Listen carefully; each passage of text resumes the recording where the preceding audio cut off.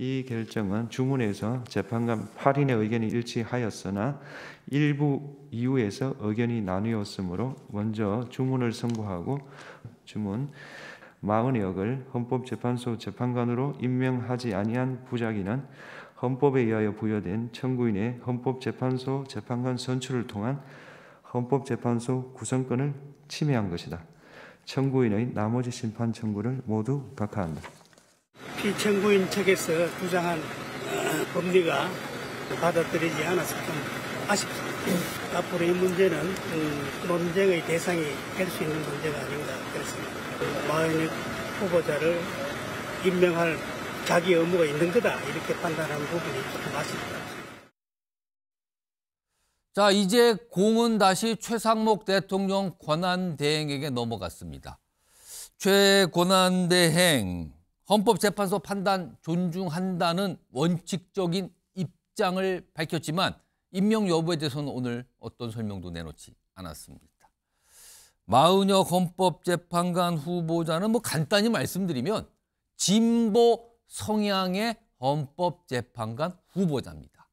그래서 만약에 임명이 되면 진보 성향의 헌법재판관이 지금 3명에서 4명으로 늘어나는 상황이 되는 거죠.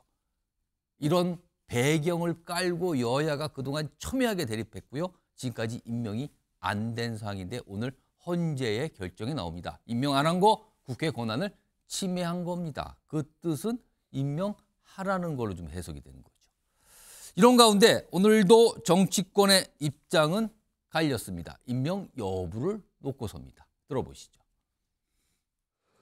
먼저 오늘 헌재 판결로 국회가 선출한 헌법재판관을 대통령 권한대행이 임명하지 않는 것은 국회 권한을 침해하는 것이라는 사실이 확인되었습니다. 대통령 권한대행은 임명 절차를 조속히 진행하여 헌법재판소 구인체제의 복원을 매듭짓기를 요청합니다. 최상목 권한대행은 여야 합의가 있지 않는 한 마은혁 후보자에 대해서 헌법재판관 임명을 해서는 안 됩니다. 아니 불복하는 것이 아니라 그 논리가 결국은 침해했지만은 최상목 권한대행에게 임명을 강제할 수 없다는 결론을 내렸기 때문에 헌법재판소의 이 결정에도 불구하고 최상목 권한대행은 본인의 그런 소신과 판단에 의해서 임명하지 아니할 수 있다는 것을 강조하는 것입니다. 자, 지금부터 패널 3분 모시고 이 얘기 좀 집중적으로 짚어보겠는데요. 우선 서정욱 변호사 자리하고 계시고요. 맞은편에는 김상일 정치평론가 나와 계십니다. 그리고 손중혜 변호사도 자리하고 계십니다. 안녕하십니까? 안녕하세요.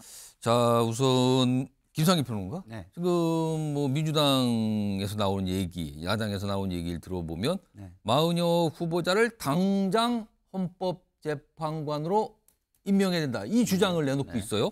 그러면서도요. 이게 좀 묘한데 당장 임명하라. 그러니까 구인체제로 만들어라. 헌재를 지금 8인에서. 그러면서도 윤석열 대통령 탄핵 심판 선고에는 참여하면 안 된다는 입장인 것 같거든요. 이건 어떻게 된 겁니까, 그러면은? 일단 기본적으로 이 국가기관 간에는요. 상호 존중이라는 게 기본이 돼야 돼요. 그게 안 되면은 이 상권 분립 시스템 하에서 굉장히 혼란이 있을 수가 있습니다. 그래서 현재 이런 판단이 없었으면 모르지만 어쨌든 있었으니까 최상목 권한대행은 최대한 사법기관의 뜻을 존중하는 모습을 보여야 한다. 이 말씀을 먼저. 그건 임명해야 된다는 뜻이. 임명을 해야 한다라고 생각하고요. 두 번째는 이제 민주당이 그러면 이 대통령 탄핵 심리에는 지금 참여를 해야 되느냐라는 건데. 그러니까 선고에 마은혁 재판에 만약에 임명이 된다면 참여해야 된다. 이거는 또 민주당 부정적이에요. 그렇죠. 왜냐하면 그렇게 될 시에 지금 대통령 계엄 이후에 국가 혼란상이 굉장히 지속되고 있지 않습니까? 이거를 빨리 조기에 끝내야 여러 가지 경제적인 위기라든가 어떤 불안정성, 불확실성 이런 거를 극복할 수가 있는데 그런 거를 계속 방치할 수 없잖아요. 근데 마은혁 재판관이 들어와서 다시 이거를 변론 재개를 해가지고 모든 거를 다시 보려고 하면 절대적으로 물리적인 시간이 들어가는 겁니다. 그럼 선고가 빨리 나오지 않는다는 거를 민주당은 생각하고 있다. 그렇죠. 그렇기 때문에 이 국가나 국민의 어떤 삶을 안정시킨다는 차원에서 음. 마은혁 재판관이 여기에 참여하는 것은 적절하지 않다. 그 이유는 과거 전례를 봐도 8인 체제에서 충분히 이런 것들을 결정한 선례가 있고 하니 예. 크게 논란이 되지 않을 수 있다라는 판단에서 비롯된 것 같고요. 그러나 그러면 이제 그 뒤에 심리들에는 그러면은 참여할 것이냐 이게 예. 또 문제가 되잖아요. 다른 또 저 헌법재판소가 판단할 다른 것도 많이 있거든요. 예, 지금 또. 많이 있는데 뭐 새로 시작하는 건 문제가 안 되겠지만 진행이 많이 된 것들에 예. 대해서는 예를 들어서 뭐 한덕수 국무총리 총리 탄핵소추권 탄핵권이죠. 지금 탄핵소추권 여러 개가 이미 또 변론 다 끝난 상태란 말이에요. 그래서 그 부분에 대해서도 모르겠습니다. 제 개인적인 바람은 예. 마은혁 재판관이 그냥 스스로 좀 이렇게 회피. 회피를 해주시면 좋겠다는 생각이 드는 게 음. 이게 사회적인 갈등을 엄청 키울 수 있는 요소가 될 수 있다는 생각이 드는 게 탄핵 심판은 6명으로 의사결정을 합니다. 6명이 찬성을 해야 네. 뭐가 나오는 거예요. 권한쟁의는 5명이에요. 아. 근데 지난번 이진숙 판결 심판 때 보시면 알겠지만 탄핵 심판 때 예. 보시면 알겠지만 권한쟁의 심판 때 보시면 알겠지만 4대 4로 이게 예. 팽팽하게 나뉘어요. 그렇습니다. 근데 여기 마은혁 재판관이 들어오면은 이게 5대 4가 그냥 될 수가 있잖아요. 그래서 또 다른 논란을 제공할 가능성이 이게 예. 있어서 과연 그러면은 이게 그 권한쟁의 심판을 위해서 이 마은혁 재판관을 빨리 임명하는 거 아니냐 또 이런 논란이 될 수가 있잖아요. 그래서 저는 그 부분에 대해서는 좀 우려가 있다. 그리고 만약에 뭐 회피를 안 하신다면 예. 안 하시는 대로 예. 조금 더 이거에 대해서는 국민들에게 좀 더 투명하게 입장들을 밝히는 과정들 그리고 설득해가는 예. 과정들이 있었으면 좋겠다 이런 개인적 바람이 있습니다. 그러니까 민주당은 당장 임명하세요. 마은혁 후보자 헌법재판관으로. 그러나 윤 대통령 탄핵 심판 선고에는 참여하면 안 될 것 같은데요. 이런 입장인 거예요, 지금요. 손정욱 변호사? 예. 지금 국민의힘은 마은혁 후보자 임명에 반대하고 있어요. 임명하면 안 된다라고 있어요. 그런데 가정을 좀 해보겠습니다. 그냥. 만약에 최상목 권한대행이 임명을 했다는 가정을 좀 해보겠습니다. 그러면 구인 체제가 됩니다. 그동안 국민의힘에서는 윤석열 대통령 탄핵 심판에 대해서 비판을 했는데 그중에 하나가 헌재가 너무 속도를 낸다는 거였어요. 그 속도에 대해서 비판했어요. 천천히 좀 차분 가야지 왜 이렇게 빨리 진행하느냐에 대해서 문제제기를 많이 했습니다. 그런데 만약에 마은혁 후보자가 헌법재판관으로 임명될 경우 그리고 탄핵 심판에 선고하게 되면 조금 속도가 늦춰지는 게 돼요. 지연이 되잖아요. 그런데 이거에 대한 입장은 어떠신지 참여해야 된다고 보십니까? 참여하면 안 된다고 보십니까? 마은혁 후보자가? 예, 저는 뭐 임명하면 안 되고요. 예. 임명해도 이게 참여하면 안 되는데 예. 왜 그러냐면 이게 이번에 형사소송법 규칙이 바뀌어서 간이하게 공판 갱신합니다. 우리가 이제 법정에 가면요. 예. 저는 보통 이게 한 2, 3분, 5분도 안 걸립니다. 갱신하는데. 그냥 판사 바뀌었습니다. 이해 없죠? 갱신합니다. 이렇게 끝나요. 예. 정말 이게 특히 헌법재판은 또 자기 성질에 반하지 않는 한 준용한다 돼 있잖아요. 예. 그러니까 저는 아마 이게 변론을 재개하고 갱신하는데 한 길도 안 걸릴 거예요. 아, 굉장히 짧게 걸린다. 16명의 정인신문 조서를 이렇게 보고 요지만 고지하면 끝나거든요. 예. 따라서 이게 시간이 오래 안 걸려요. 아. 그러니까 제 말에 임명하면요. 예. 처음에는 민주당처럼 처음에는 마은혁 빼고 8명이 8대0, 7대1, 6대2면 선고할 거야. 예. 근데 5대3일 가능성이 많거든요. 오. 4대4일 가능성. 그러면 이게 5대3이다 칩시다. 예. 그러면 기각해야죠. 예. 근데 마은혁을 참여시켜서 6대3 만들면 현재 그러면 이게 국민들이 누가 그게 납득할까요? 아직 이거 가정의 가정인 건데 만약에 마은혁 후보자가 헌법재판관에 임명이 되고 탄핵 심판 선고에 참여를 했는데 6대3이라는 결과가 나왔을 경우 이거 어떻게 할 거냐는 오늘 말씀이신가요? 마은혁 임명과 관련해도 별개의 의견 3명이 뭉쳐 있잖아요. 예. 5대3이잖아요. 예. 그러면 이게 기각이죠. 근데 마은혁을 변론 재개를 빨리 해서 예. 참여시기가 6대3 하면 보수청에서 선고하겠습니까? 그거 저는 누가 봐도 마은혁 후보자가 인용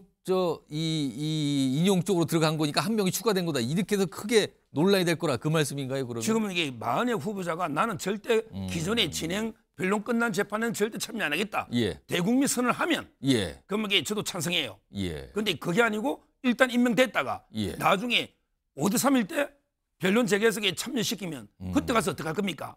따라서 이게 저는 문제고요. 예. 그다음에 순서가 잘못된 거예요. 순서가. 왜냐하면 이게 권한대행이 지금 누굽니까? 한덕수입니까? 최상무입니까?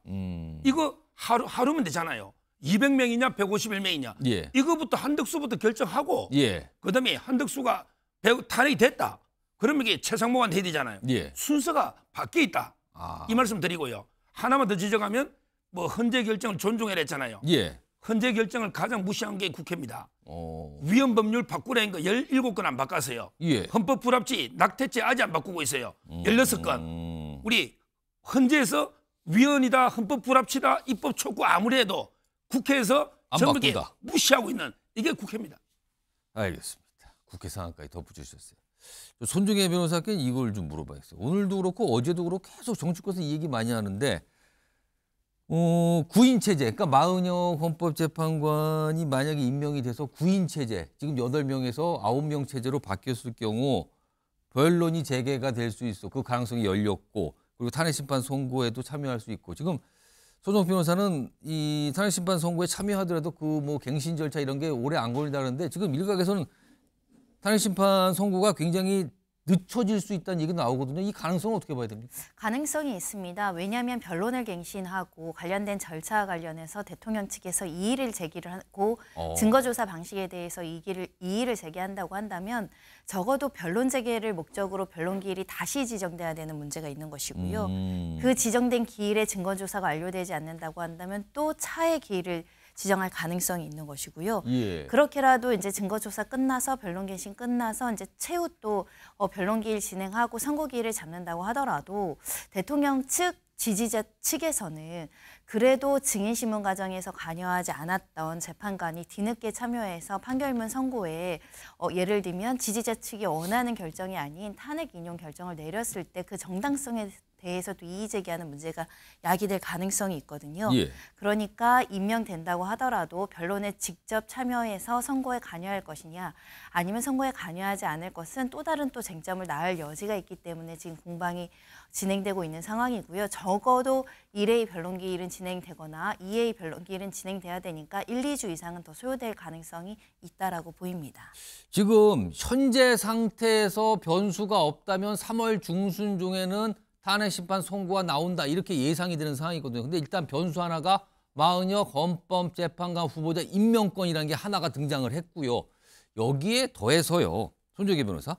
과거에 우리가 이제 탄핵심판 경험이 앞서 있었던 게 가장 최근이 박근혜 전 대통령 사례인데 당시에도 헌법재판관들 사이에서 의견이 좀 갈렸다 그래요. 초기에는. 그러다가 이거를 갈린 상태로 뭔가 선고하기보다는 의견을 다 일치를 한다. 이른바 만장일치 좀 모아봅시다. 그래서 회의, 그러니까 이른바 평의를 많이 했다. 여러 번 했다 그래요. 그게 결국에는 의견 일치를 모았다고 하는데 이번에도 역시 만장일치를 추진한다면 평이라는 걸, 회의라는 걸 여러 번 열어야 되고 시간이 더 걸리는 거 아니야. 이런 얘기도 나오거든요. 이건 어떻게 봐야 됩니까? 네, 매일같이 평의를 할 것이라고 이미 고지되어 있는 상황이고 주말을 빼고 일주일에 5번 정도 진행한다고 한다면 다음 주까지 적어도 한 8번에서 10번 정도는 평의의 과정을 거칠 가능성이 매우 높습니다.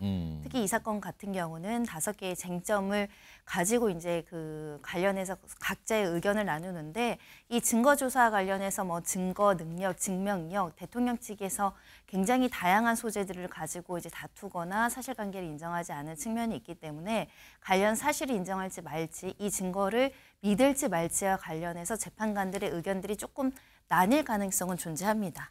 다만 헌법재판소에서는 이례적으로 헌법재판소의 재판관들에 대한 개인 공격까지 가세될 정도로 헌법재판관 그리고 이 헌법재판 과정에 대한 신뢰 문제가 우리 사회에서 대두되고 있기 때문에 가능한 분열된 모습보다 그러니까 분열되는 것도 자연스럽습니다. 다양한 민주주의의 상황에서 재판관들이 모두 같은 생각이 아니라 뭐 다양한 의견 속에서 다수 의견, 소수 의견, 별개의 의견, 보충 의견이 있을 수 있기 때문에 다양한 의견이 있을 수 있지만 하지만 그래도 국민들을 설득을 하기 위해서는 만장일치 결정문이 훨씬 더 설득 기능을 가질 수 있겠죠. 그래서 그런 부분들 때문에 상당 시간의 토의가 필요하지 않을까 생각합니다. 일단 3월 중순으로 예상은 되지만 변수들이 몇 가지 있는 거예요. 아까 헌법재판관 한 명을 추가 임명하는 그 건과 평의가 굉장히 만장일치를 추진할 것 같은데 그 과정이 좀 길어지는 거 아니냐 이런 변수들이 있다고 합니다.